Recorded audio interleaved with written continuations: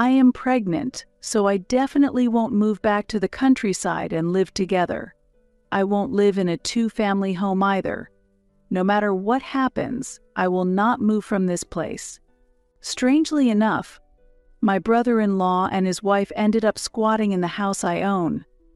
They were supposed to live with my in-laws, but to avoid household chores, they refused to live in a two-family home and barged into my house instead. I cannot believe such an unreasonable request is acceptable. Do they think lightly of me? My name is Sarah. I am 28 years old and a working housewife. It has been 3 years since I married Aaron, and we are about to have a child.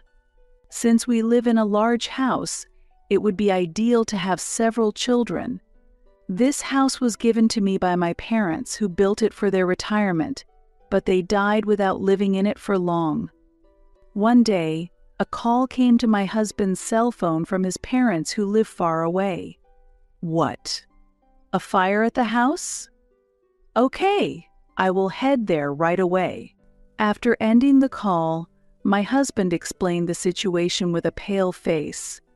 It seems a fire broke out in the middle of the night, and fortunately his parents were safe and managed to escape, but the house was no longer livable. Given this situation, could they stay here for a while? My husband awkwardly suggested this while gauging my reaction. How could I say no here? I only meet my in-laws twice a year, but we were not on bad terms.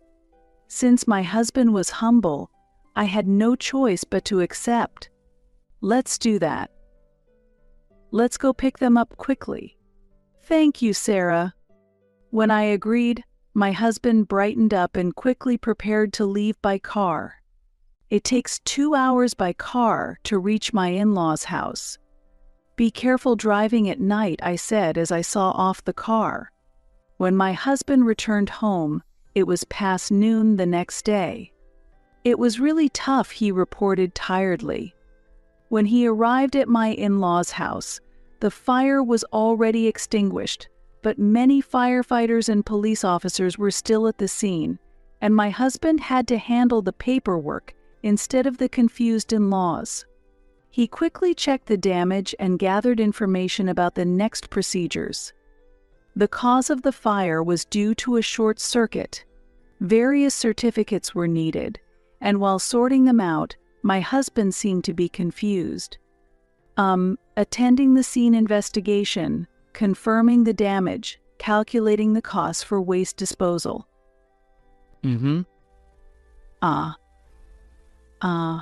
Is he okay?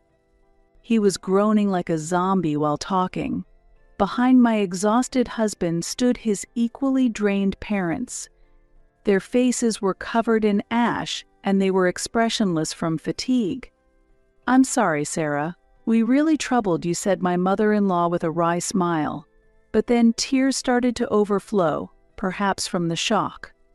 Next to her, my father-in-law quietly said, I'm sorry. According to my husband, the house was almost completely burnt down. Their beloved home, filled with memories, had been lost. It's hard to escape the shock. Don't worry. Family is there to support each other. Just like my husband, I took time off work to prepare for their arrival. This is how our joint living situation started. However, my in-laws did not intend to stay here long and hoped to rebuild their house at the original location once the insurance payout was settled. My father-in-law, who was nearing retirement, was planning to work at a local branch for a while. My mother-in-law has been a housewife for many years and was skilled in household chores, which was a great help as she kept the house tidy. A clean house is comfortable. I was happy to come home to a warm meal. I hoped this joint living would go well. However, an unexpected event occurred. My husband had a brother named Kevin, and one day, his brother and his wife suddenly appeared and said, "We will live here." I owned this house and had not given any approval. Nevertheless, their belongings were continuously brought in. Why would you live here?"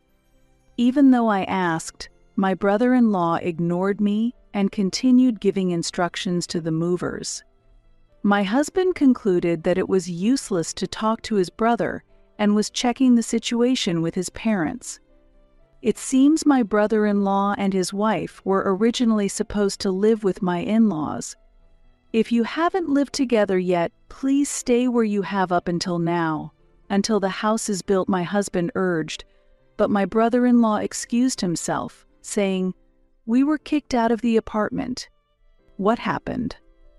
The company went bankrupt, and I lost my job. While that was happening, I couldn't pay the rent, and we were kicked out, my brother-in-law explained. "Did you actually look for a job?" my husband asked sternly, but my brother-in-law just gave a wry smile. "Of course." "But the economy is bad," he answered. Meanwhile, all the belongings had been brought into the house. Considering they had been living in an apartment, the amount of belongings was surprisingly large. "I'm tired. Moving is really tough," while pregnant said the last person to arrive as they entered the house. "Hello, Mandy. It's really been a long time." "Hello. It seems it's going to be tough from now on."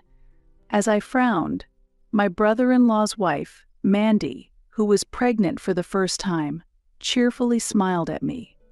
I can't believe my brother-in-law was unemployed while having a pregnant wife. Their appearance, kicked out of the apartment, did not seem desperate or tense at all. It seemed they had decided to rely on us. My insight was soon proven correct.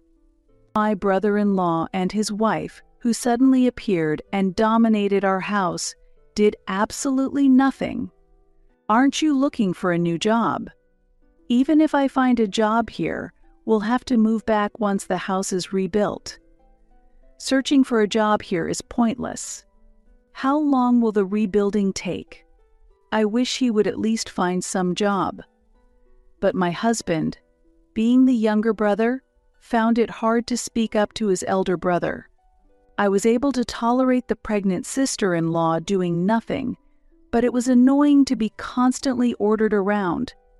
I've heard that if the pregnancy is going well, one should be able to do a bit of work, but I'm not sure since I have no experience. Sighing, my mother-in-law and I handled all the work. However, what I couldn't stand was when my things were used without permission. "Mandy, do you know where I put my beauty serum?" "Oh, I used up mine, so I borrowed it. I like it because it makes my skin so supple. That beauty serum was my favorite and expensive. I'm going to be late for work. Ha, where's my cell phone?" "Mandy, why are you using it without asking? Give it back." "I'm just talking to a friend. Let me use it." "But I'm in a hurry now." "You're noisy." "Oh, I want to use the internet today, so just let me use the cell phone." "Give it back." Such things also happened. As a result, my mother-in-law bought a new cell phone for my sister-in-law, and I finally got my phone back. My brother-in-law lazed around without working, and his wife continued to use my things without permission. They were truly a nuisance. If it weren't for my usually reserved in-laws, I would definitely be angry. However, my mother-in-law seemed quite exhausted. During the times my husband, father-in-law, and I were at work, she was left alone to take care of my brother-in-law and his wife. She was experiencing both physical fatigue and mental stress. The stress continued, but finally, the insurance money came through, and the reconstruction of the house began to materialize. There was a prospect of them moving out, and I felt a bit relieved. Then, one day, something happened. Take a look at this. "It's the floor plan of the new house," said my father-in-law during a weekend, showing us the blueprints from a meeting with the contractor. It's a full 2-family house with 2 separate entrances, designed to ensure privacy. This way, even if my sister-in-law is lazy, my mother-in-law won't have to do all the housework alone." "That's wonderful," I said. "Isn't it?" replied my mother-in-law with a smile. But then, a problem occurred. "Why are there two kitchens?" asked my sister-in-law. "Does this mean separate utility bills too?" said my brother-in-law. "That's normal," responded my father-in-law. My sister-in-law immediately exclaimed, "I hate this." "What do you hate?" the puzzled father-in-law asked. "Because this way there's no point in living together. There's no need for a two-family house. One kitchen is enough. After all, mother-in-law will do the cooking," my sister-in-law argued. "Huh. But in the future, won't you be the one cooking if you have children?" I said. "No, no, what are you talking about?" she reacted as if I was wrong. "I'll be busy with childcare. My mother-in-law should do all the cleaning, laundry, and cooking," she insisted. To this, my surprised mother-in-law looked utterly shocked. "Mandy, I can support within my capacity, but I can't take on everything. You're a full-time housewife, right? Help out a bit." It seems that my sister-in-law, who was trying to push all household responsibilities onto my mother-in-law, was opposed to the idea of a two-family house. Then she declared, "Enough. I'd rather stay in this house than move to such a place." "Huh? That would be troublesome." "What's so troublesome about it? Moving is impossible now, especially to such a countryside," she replied. My brother-in-law joined in. "Exactly. It's impossible to work in such a countryside," expressing his anger. Their words were so out of place, I didn't know where to begin. "Why don't you find a job quickly and move out?" my husband suggested. "And who will do the housework if I do that?" he retorted. My husband, in-laws, and I were just fed up with their comments when my sister-in-law dropped a decisive statement. "Since I am pregnant, I absolutely will not move back to the countryside to live together. I won't live in a two-family house either. No matter what happens, I will not move from this place," she declared. Her words were truly unacceptable. Family discussions continued over several days, but it seemed that my sister-in-law had no intention of leaving this house. Moreover, the space they occupied gradually expanded. One day, when I returned from work, I found my mother-in-law distressed at the entrance. "What happened?" "Sarah, you're back. Kevin and Mandy started changing rooms on their own. I tried to stop them, but they were too forceful. When I checked inside the house, our spacious bedroom had been taken over by my brother-in-law and his wife. Where are our things?" When I asked my brother-in-law, he pointed to another room, saying, "Ah, I moved everything except the bed to that room. That room was the smallest in the house, and items from our previous bedroom were scattered about. What a mess!" I wanted to consult with my husband immediately, but he was away on a business trip and wouldn't be home for another week. I avoided calling and sent a message, but he hadn't seen it yet, and I felt anxious. The next day, the situation worsened, and debt collectors visited. "Sarah, it's terrible," my mother-in-law called me at work, and I hurried home. When I got home, I found her crouching at the entrance. Apparently, some menacing-looking people had come looking for Kevin. However, Kevin, who usually did nothing all day, was the first to immediately run away. My sister-in-law was also absent. My mother-in-law had to deal with them alone and was quite shaken. Seeing my tearful mother-in-law, I made up my mind. I couldn't endure it any longer. I would tell everything to my husband. I couldn't just stay silent, even though he was on a business trip. It was impossible for my mother-in-law to endure any more, and I was at my limit as well.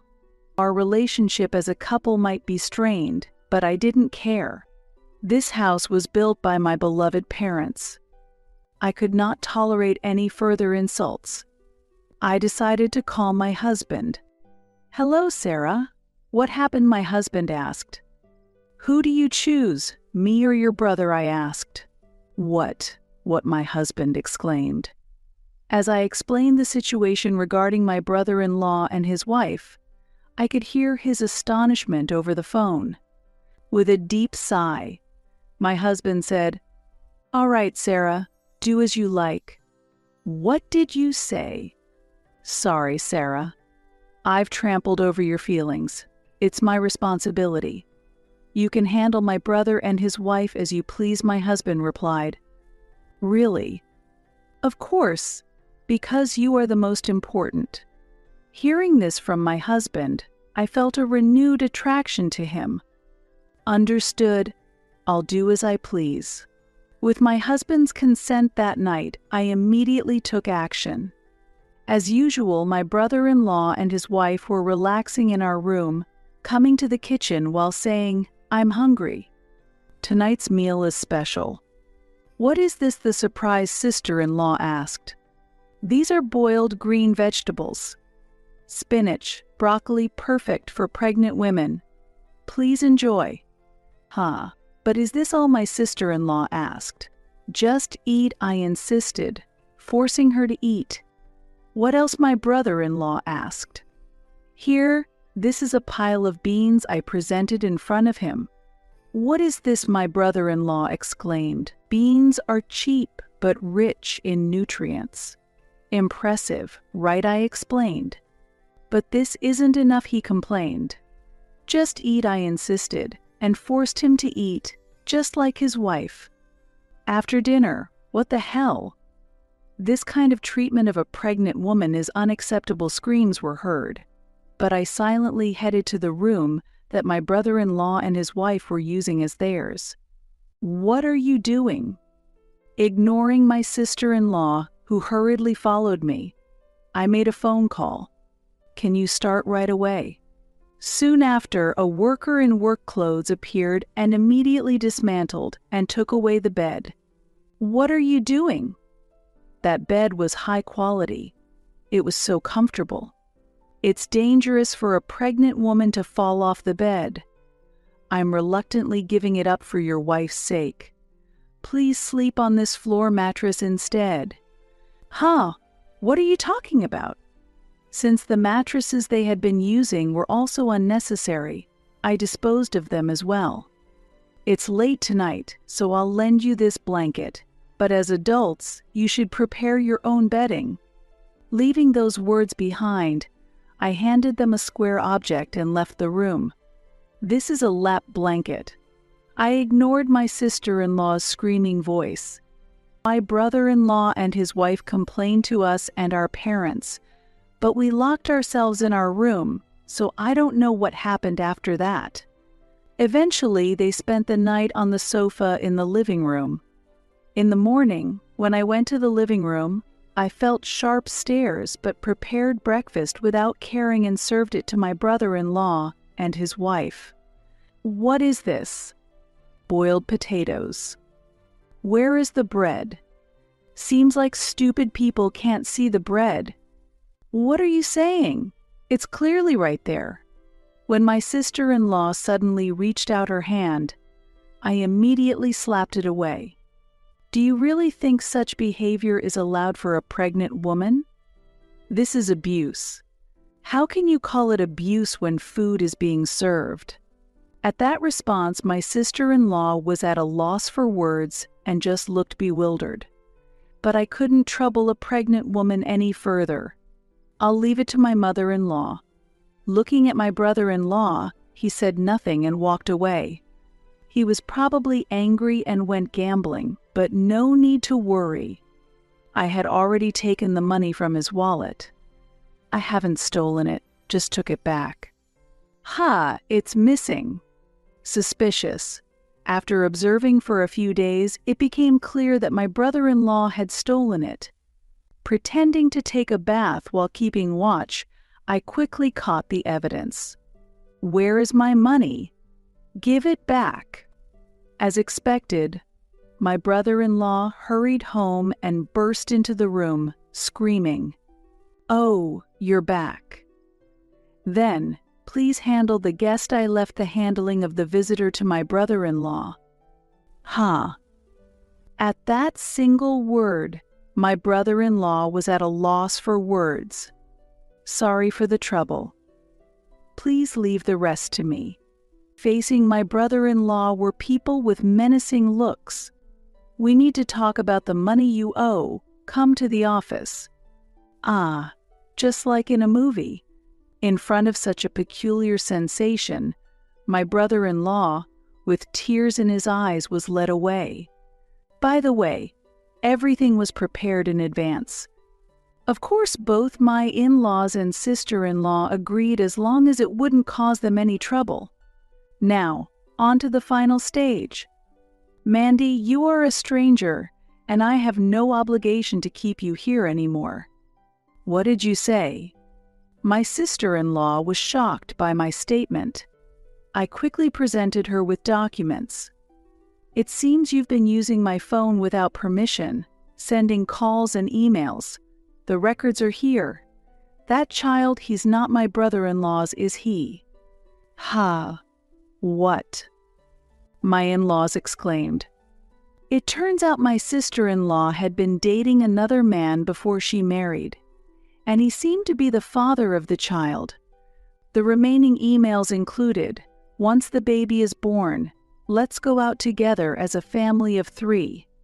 Leaving such evidence was truly foolish. "Once brother-in-law returns, you will probably get a divorce. But before that, please leave this place." At those words, my sister-in-law's complexion faded. "What are you saying? You're going to kick out a pregnant woman? You all are terrible." "No, the problem lies with you.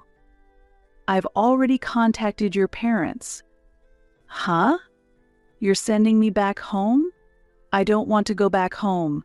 It's too rural there. Maybe living here is still better. Please, Father, let us live in your house. I have no problem with a 2-family home."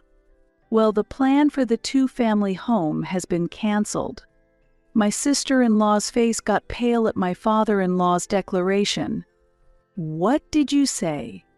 "We're planning to clear this site and sell the land. Then we intend to move to an apartment." "Why is this happening?" My sister-in-law crumbled as if she had lost all her options. At that moment, the intercom rang. "It seems your parents have arrived from your hometown." "Really?" Seeing her real parents in front of her, my sister-in-law's face turned as white as if she were a ghost. She was quickly taken back to her hometown. Returned to her very strict parents, she became completely disheartened. Her parents demanded compensation from my brother-in-law, but he did not return. Although my in-laws seemed a bit sad, they accepted their son's actions as his own responsibility since he was an independent adult. Afterward, they bought a new apartment and moved there. As a result, we were able to regain our peaceful days. Once the stress was gone, I soon became pregnant. My husband cried with joy, and my in-laws were very pleased. We repaired the house and prepared to welcome our new family member. "Mom, Dad, please watch over us," I said as I looked around the house and gently stroked my pregnant belly.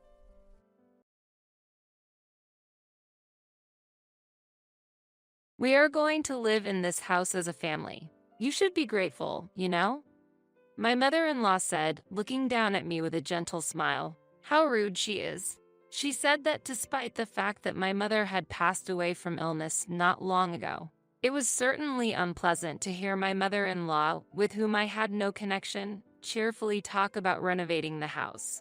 She came suddenly, even though the funeral hadn't taken place yet, without offering a single word of condolence. Instead, there she was, talking happily about living with her son, ignoring me as I was consumed by tears. It seems to her the family only includes her son, and I am like an outsider. She waved her hand at me as if she was shooing away a pest. I'm saying we'll live as a family. Did you think a daughter-in-law with no blood relation would be treated as family? My name is Tracy, and I'm 30 years old. I have an older brother I respect, who is 5 years older than me. We've always been very close, and he has always been there to help me on anything. When I was having trouble with friends in elementary school, he would go directly to them and ask them to be kind to me for my sake. He might be a bit overprotective, but he's a reliable brother who cares deeply for his sister. During my rebellious phase in middle and high school, he often confronted our parents strongly, but he always treated me warmly. He was always there to support me when I was in trouble, a person I could rely on. Don't worry about what others think. I support you, Tracy, he would say, and I used to be envious of his attitude. He also said, when our father passed away from cancer during my university years, I was truly grateful to my teachers and parents. They were the ones who always thought of me and scolded me as he reflected on his past, which was surprising to hear from my once mischievous brother. It was rare to hear him talk about the past, and it made me want to become a respected figure like his teachers and our parents. This experience nurtured in me a desire to support children in their growth and those facing difficulties, leading me to choose a career in teaching. While everyone around me was busy job hunting, I focused solely on preparing for the teacher recruitment exams. I still remember the surprised look on my brother's face when I passed the exam and told him and our mother, "Congratulations. I never thought you would become a teacher, Tracy. Good luck," he said, supporting me. Despite landing my dream job in teaching, reality was not as sweet as I had expected. I was busy every day with lesson preparations and student guidance, with late work becoming the norm. As remote work became more widespread, those in the teaching profession had no such option, forcing me to commute on crowded trains every morning. Weekends and holidays often required attendance for club activities. Additionally, living independently and managing a household as an adult made me acutely aware of the difficulties of domestic tasks. I remember struggling both physically and mentally in my first year as a working adult. Yet, I felt fulfilled in my role as an educator. As I became more accustomed to my teaching life, I started noticing odd behaviors and words from my mother. Conversations over the phone became difficult, and she would quickly forget things we had just talked about. Concerned, I visited my family home and was shocked to see garbage scattered everywhere. My normally tidy mother was confused about why things had gotten to that point, saying she had forgotten to take out the trash or that she had already cleaned up. Sharing the situation with my brother, we decided to go to the hospital together, where the diagnosis was unexpected. Our mother was diagnosed with dementia. Though it was early-stage mild cognitive impairment, her communication with other people had decreased since our father's passing, and her condition had gradually become more apparent. This situation increased my interactions with my brother and naturally led to more frequent visits to our family home. During these visits, my brother and I often discussed the future. Amidst my busy life, a friend introduced me to Steve when I was too overwhelmed with work and household management to find any personal enjoyment. My friend, insisting I needed time to relax, invited me out for drinks, where I met Steve. He worked for a foreign company and was deeply interested in the international aspect of my job as a French teacher. He was sincere and always prioritized me. The time spent with Steve was a happy moment in my busy days. Just having a meal together for a short while made all the fatigue disappear. I was drawn to him, and after dating for 2 years, on a day that wasn't special, he reserved a private room in a restaurant in New York City for us. Unexpectedly, he gave me a ring and proposed, saying, "I want to make you happy, Tracy. I want to marry you," but I couldn't answer right away. The reason was the anticipated burden of caring for my mother as her condition worsened. Steve was aware of my mother's situation, but I hesitated to involve him in this issue. Nonetheless, he encouraged me, saying, "If you're worried about your mother's situation, don't be. I want to support her together with you."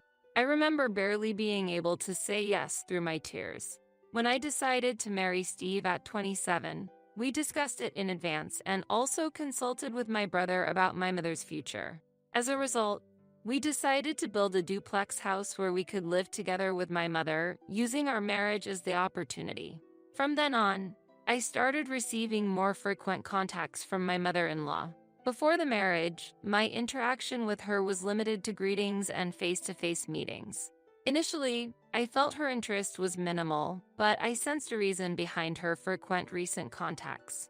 Eventually, it became clear that the main content of these contacts was about the new house we plan to build. I heard you're building a new house.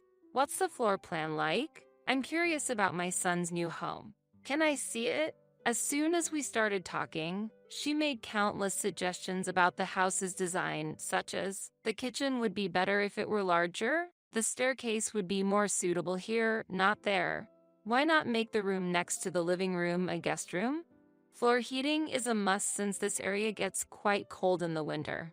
I was uncomfortable with my mother-in-law, who wasn't going to live with us, meddling, but Steve stepped in to mediate to avoid conflict. Despite this, my mother-in-law persistently contacted me directly. Suspecting some ulterior motive, I discussed it with Steve. Your mother's behavior feels like she plans to live there herself. I'm worried she might be plotting something. Even if you talk to her, she contacts me directly, and I don't know how to respond. Yeah, there must be some reason for that. Don't worry, I'll handle it from now on. You can ignore all contacts from my mom, but won't she feel bad about that? It's fine. She's acting out of line. I'll talk to her. However, given her nature, she might try to contact you again. In that case, it's okay to avoid her call and ignore it. With Steve's support, I avoided further contact with my mother-in-law. The house design was finalized, and construction on the new home began. We planned to move into the new house in 6 months, and packing was going smoothly when the contacts with my mother-in-law had almost ceased. Steve informed his mother of the completion date of the new house, but she didn't seem to react much. Half a year passed, and the new house was completed. The first floor was arranged with a living room, kitchen, and a spacious room for my mother, while the second floor was our couple's space with individual rooms. However, by the time the new house was completed, my mother's health had begun to decline. During the day, when we were at work, my mother spent a lot of time alone, and I often came home to find the house in disarray. The doctor had warned that limiting her activities could lead to a rapid progression of her symptoms, so we had her do small tasks during the day. Yet, actions that had been easy for her became increasingly difficult. While she retained her cooking ability, she often left pans on the stove after use. She would forget to add detergent when using the washing machine or add too much, resulting in excessive foam. Despite having the newspaper right beside her, she would complain, "The newspaper didn't come today until the evening." The challenges posed by my mother's condition were countless, and my brother and I decided to use daycare services during the day. At first, my mother was confused by the unfamiliar environment, but having companions during the day gradually made her smile more. When she came home, she would talk about making paper crafts or participating in events at the children's center. My mother gradually adapted to this new routine, and her condition seemed to temporarily stabilize, but it didn't last long. Just 2 years later, my mother seemed to have caught an off-season cold, but ultimately, she passed away from pneumonia. Just maintaining daily life seemed to deplete her strength, and she couldn't eat properly due to a lack of appetite, leading to a weakened immune system. I couldn't stop crying and couldn't recover from the sudden event. Yet, administrative tasks such as contacting the city hall, notifying relatives, and arranging funeral services piled up and waited for no one. As I began to prepare for the funeral, my mother-in-law arrived with a lot of luggage. Seeing her ready to stay over, I was grateful she came to help with the funeral preparations and welcomed her, saying, "Thank you so much for coming during this busy time. Please come in." However, as soon as she stepped inside, she made an unexpected statement. "I will live in this house." Surprised and at a loss for words, I couldn't make a rebuttal when she said, "If you don't like it, you can leave. Steve and I will live here." She said that without a word of condolence. I was utterly confused by her sudden, self-centered declaration. Ignoring my bewilderment, my mother-in-law continued, I've waited 2 years, and finally, I can live here. How about it? Is the floor plan to my liking? As she began to walk around the house. At that moment, I understood why she had been contacting us so frequently before. Perhaps she had always intended to move into the home we built. She tried to change the floor plan to her liking and believed that I should receive her instructions rather than Steve, which might explain her persistent contacts. She seemed to have rushed over after hearing about my mother's death from Steve. That's when the shocked Steve said, Mom, didn't you know? The owner of this house isn't me. It was Tracy's mother. What? Moreover, when Tracy's mother passed away, the heir would be Tracy's brother. What does that mean? My mother-in-law, glaring at me, said, the homeowner should be the husband. Steve earns more, and your salary couldn't possibly cover the mortgage. You must be relying entirely on Steve's earnings. This house might as well be Steve's. Really, what an incomprehensible daughter-in-law and her family. What do you think, Steve? Steve tried to explain. No, Mom. Listen, it's okay, Steve. Let me explain, I interjected. My mother-in-law turned her sharp gaze from Steve to me and challenged, What are you trying to say? The mortgage is being paid by my brother and me. I cover the payments with my income, and I have never taken money from Steve. Is that true, Steve? Yes, it's true. I continued, when we built this house, we decided it would eventually go to my brother. Now that my mother has passed away, the home will be for my brother, his wife, and her parents to live in, I explained calmly. My mother-in-law was stunned and speechless, but unable to accept the arrangement. She said, I can't accept that. After living with and caring for your parents, it's natural that it would be my turn next. I've been waiting for this day. This is too unreasonable. You know, I have a lawyer acquaintance. I'll talk to him and proceed with renouncing the inheritance. Of course, we had no intention of doing so, but my mother-in-law was clearly agitated. My brother will be arriving soon, so let's discuss this again when he's here. I will express my opinion directly to your brother and ask for his renunciation. I'm the type to speak my mind, so my position won't change even when your brother arrives. After this statement, my mother-in-law waited in the living room until my brother arrived. Steve, while confused, repeatedly apologized to me. Don't worry. It seems she won't be convinced by just my word, so let's talk again with my mother when my brother arrives. Meanwhile, my mother-in-law was on the phone with a lawyer she knew, moving forward with the discussion on renouncing the inheritance. Regarding the renunciation of inheritance, yes, I believe the person in question will agree. Yes, please prepare the necessary documents if there's progress. My mother-in-law spoke politely on the phone. About an hour later, the sound of a car parking outside was heard. My brother had arrived. Mother, my brother has arrived. As I called out to her, she stood up eagerly, saying, I will have this house transferred to Steve. Then I can live here, and proceeded to the living room. At that moment, the living room door opened, and my brother appeared. My mother-in-law, about to shout something, took a deep breath and opened her mouth wide. But as she opened her mouth, no sound came out, and she looked surprised, losing her strength and sitting down heavily. In fact, my brother's appearance could be mistaken for someone from the underworld by some due to his quite intimidating look. His hobby is surfing. Furthermore, as he works outdoors throughout the year, his skin is sunburned, and the sun damage has made his hair brittle. As a result, finding hair maintenance troublesome, he chose to have a shaved head. Also, he is tall and has a muscular and sturdy physique. Especially noticeable is an old scar on his forehead. This scar was the result of a fall during his elementary school years. But combined with his appearance, many people mistake it for a scar from a blade. Seeing such a brother in person, my mother-in-law seemed to lose her will and slumped down to sit. Do you have anything you would like to say about this house? My brother coldly asked my mother-in-law. No, I had thought I would live here after your mother passed away. But then I heard that you would be living here, and I realized I understood nothing. Did Tracy tell you to live here? We had a thorough discussion about this house before it was built, so I believe there was no such conversation. He spoke in a firm tone. No, I misunderstood. Because I was involved in planning the layout with Tracy before the house was built, I assumed I had a right to live here too.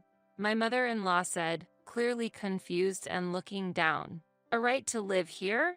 Does that mean you were offering some sort of support to my sister? No, nothing like that. So, without bearing any burden or making any promises, you just assumed you had a right to live here just by offering your opinion on the layout? Yes, I'm sorry. It was my misunderstanding. At first, my brother looked at me suspiciously, but he refuted my mother-in-law's unreasonable claim with disgust. However, to my mother-in-law, it seemed more like anger than disgust, and she apologized deeply, becoming surprisingly docile. Just because our mother passed away doesn't mean there was ever a discussion about living with my sisters-in-laws. Right, Tracy? Of course. I never discussed the details of this house with my mother-in-law. I only mentioned it was a house for living together with my mother. As I answered my brother's question, my mother-in-law suddenly covered her face with both hands. I had believed that my son, Steve, was the owner of this house. After caring for your mother, I thought it was my turn to live with you. But taking care of an unfamiliar elderly person is difficult. So I thought I would wait until your mother-in-law passed away. When I received the news of her death from my son, I thought it was my turn and terminated my apartment lease. Now, I have nowhere to go. I didn't expect such a rash action without any promise. Either way, after my sister and her husband move out, this house is intended for us to live in. I'm sorry, but we have no intention of living with a stranger who's been disrespectful to us. Please leave. My mother-in-law might be pretending to be humble, but her words revealed contempt for our mother. My brother, too, avoided yelling directly at my mother-in-law, a figure related to me, but his anger was gradually rising, and his voice became lower and colder. When my mother-in-law looked at us for help, we reiterated that she should leave. Actually, due to Steve's job, we will be moving abroad soon. Yeah, Mom, you know I work for a multinational company, and there's always been a possibility of overseas assignment, right? We've talked about this possibility before. We had decided to continue caring for my mother until we moved abroad, a decision discussed with my brother, and Steve supported it. Unfortunately, with my mother's passing, we will follow the original plan, and my brother and his wife will live here. Such a thing. Seeing the disappointment on my mother-in-law's face, Steve and I exchanged looks. Then, sighing, we continued. If you've terminated your apartment and have nowhere to go, how about coming abroad with us? We made the offer to move abroad, expecting her to refuse. You know, I hate flying, right? I don't even have a passport. But if you have nowhere to live, you'll have to find somewhere new. Steve said, looking slightly worried. Still, applying for a passport now would take time, and preparing for an international move can't be done quickly. We're leaving soon, so it's probably impossible. My mother-in-law's previous energy had faded, and she appeared dejected. Seeing this, Steve made a suggestion. Should I talk to John? Wait, I can't go to John's place. Don't contact him. My mother-in-law quickly said, John is Steve's brother. My mother-in-law was eager to live in our house, but adamantly refused to live with Steve's brother, John. But if you have nowhere else to live, what choice do you have? What do you think? As Steve spoke, my mother-in-law, unable to argue, looked down, then suddenly looked up and said, Then, can you just give me money? I absolutely refuse to live with that daughter-in-law. Steve sighed in exasperation as he began to make a phone call.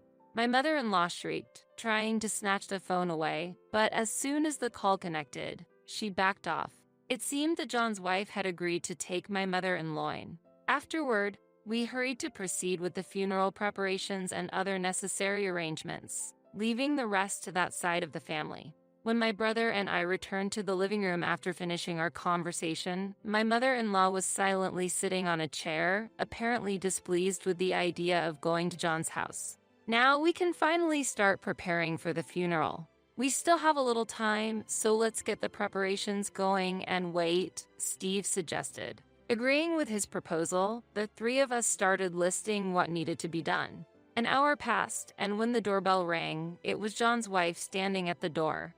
"Hi there." She had the appearance of a typical gal from a bygone era, dressed in eye-catching clothes, wearing a top with a deeply open neckline that day. She's straightforward with her opinions and, despite her casual appearance, dislikes in fairness, being both direct and friendly. It seemed she would get along well with my brother. However, my mother-in-law harbored a dislike for her. "My condolences for your loss."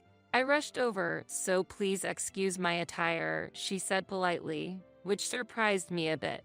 However, as soon as John's wife was led into the living room and saw my mother-in-law, she changed her demeanor and said, "Oh, come on, Grandma, cut it out already. Don't trouble Steve and Tracy anymore. Let's go home," and she helped my mother-in-law to stand up. Originally, we had discussed living together, so if you had just agreed to that proposal from the start, you might have been spending your days more peacefully by now. The pride of the elderly can be quite formidable.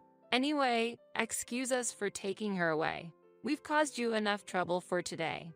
With that declaration, she took my mother-in-law away promptly, apologizing deeply as they left. Actually, my brother and his wife had been proposing for a while that our mother live with them. Despite her unconventional appearance, she's incredibly caring, and when they got married, she promised, "We'll take good care of her."